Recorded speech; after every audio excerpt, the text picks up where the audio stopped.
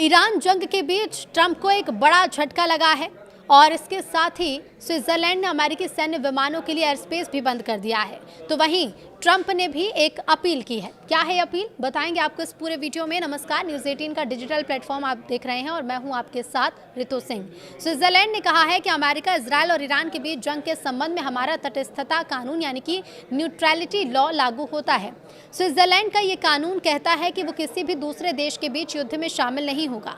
तो middle east में जारी संघर्ष के बीच स्विट्जरलैंड ने सशस्त्र संघर्षों में अपनी न्यूट्रलिटी की परंपरा का हवाला देते हुए अमेरिकी सैन्य उड़ान के लिए अपना एयर स्पेस बंद करने की घोषणा की है। ये फैसला ऐसे समय में सामने आया जब अमेरिकी राष्ट्रपति डोनाल्ड ट्रंप ने शनिवार को अन्य देशों से हॉर्मुज स्ट्रेट में युद्धपोत भेजने का आग्रह किया, क्योंकि ईरान ने वाशिंगटन द्वारा खर्ग द्वीप पर बमबारी का बदला लेने की धमकी दी। स्विट्जरलैंड सरकार ने कहा कि रविवार को अमेरिकी टोही विमानों को स्विट्जरलैंड के ऊपर से गुजरने की अनुमति देने के 2 अनुरोध अस्वीकार कर दिए गए। हालांकि फेडरल अथॉरिटी ने 2 परिवहन विमानों समेत 3 अन्य उड़ानों को अनुमति दे दी। कौन से वो विमान हैं जिन्हें मंजूरी मिली है? तो स्विट्जरलैंड की संघीय परिषद ने अमेरिकी सैन्य विमानों द्वारा हवाई क्षेत्र से उड़ान भरने के कई अनुरोध पर निर्णय लिया। ईरान युद्ध से जुड़े 2 अनुरोध को अस्वीकार कर दिया गया, जबकि एक रखरखाव उड़ान और परिवहन विमानों के लिए 2 हवाई उड़ान अनुरोध को मंजूरी दी गई है। मिडिल ईस्ट में भीषण लड़ाई जारी है।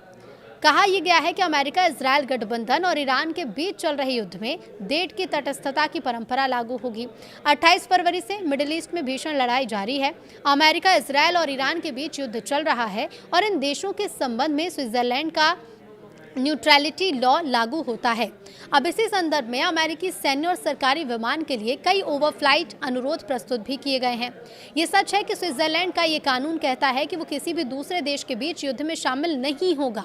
ये कानून सशस्त्र संघर्षों में भाग न लेने और सैन्य गठबंधन का सदस्य न बनने का प्रावधान भी करता है।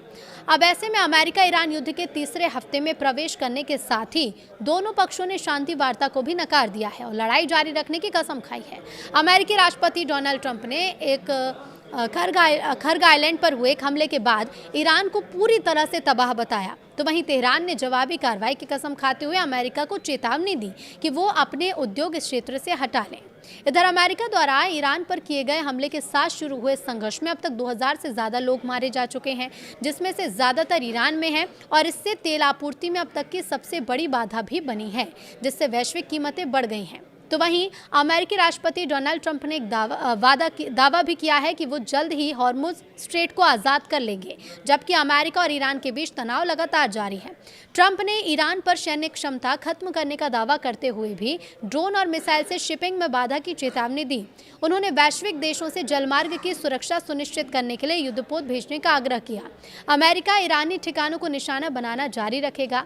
तो ईरान और अमेरिका के बीच जंग के बीच अमेरिकी राष्ट्रपति ट्रंप का ये दावा है कि जल्द ही हॉर्मुज को आजाद कर लेंगे।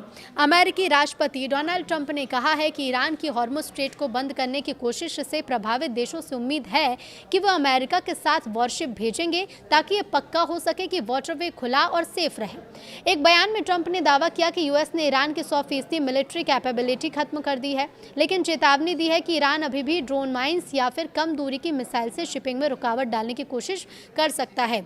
उन्होंने चीन, France, Japan, south Korea, UK जैसे देशों से इस इलाके में सेना भेजने की अपील की। कहा यह कि इससे स्ट्रेट एक ऐसे देश से खतरा नहीं रहेगा जिसका सिर पूरी तरह से खत्म हो चुका है। ईरान की मिलिट्री को बड़े नुकसान का दावा भी है। अपने मैसेज में ट्रंप ने दावा किया है कि यूनाइटेड स्टेट्स ने पहले ही ईरान की 100% मिलिट्री कैपेबिलिटी को खत्म कर दिया। हालांकि उन्होंने चेतावनी भी दी है कि ईरान अभी कुछ हद तक हमले कर सकता है, जिससे पानी के रास्ते में शिपिंग में रुकावट आ सकती है। अब ऐसे में भारी नुकसान होने के बाद भी उन्होंने कहा कि ईरान स्ट्रेट के साथ या उसके अंदर ड्रोन सी माइन या फिर कम दूरी की मिसाइल जैसे छोटे खतरे तैनात कर सकता है। उन्होंने सुझाव दिया कि ऐसी कार्रवाई से रास्ते से गुजरने वाले जहाज़ों को अभी भी खतरा हो सकता है। ट्रंप ने यह भी कहा कि यूएस सेना संभावित खतरों के जवाब में किनारे के पास मिलिट्री ऑपरेशन जारी रख सकती है। उन्होंने कहा है कि यूनाइटेड स्टेट्स तट पर हमला करेगा और अगर जरूरी हुआ तो इलाके में चल रही ईरानी नावों और जहाज़ों को भी निशाना बनाएगा। ट्रंप का कहना है कि हम जल्द ही हॉर्मुज स्ट्रेट को खोलकर सुरक्षित और फ्री कर देंगे और कहा कि स्थिति किसी न किसी तरह से हल हो जाएगी। ट्रंप ने कहा कि स्ट्रेट में रुकावटों से प्रभावित देशों को इस इलाके में नेवी के जहाज भेजने चाहिए, ताकि पानी का रास्ता अब कमजोर न रहे। उनकी बातों से पता चला कि दुनिया भर में शिपिंग के लिए रास्ता चालू रहे, ये पक्का करने के लिए एक बड़ी इंटरनेशनल मौजूदगी पर जोर दिया जा रहा है। अब ऐसे में देखिए, हॉर्मुज़ स्ट्रेट दुनिया के सबसे ज़रूरी समुद्री रास्तों में से एक है। ट्रंप ने ये कहा है कि प्रस्तावित काम का मकसद पानी के रास्ते को खुला, सुरक्षित और आज़ाद रखना होगा।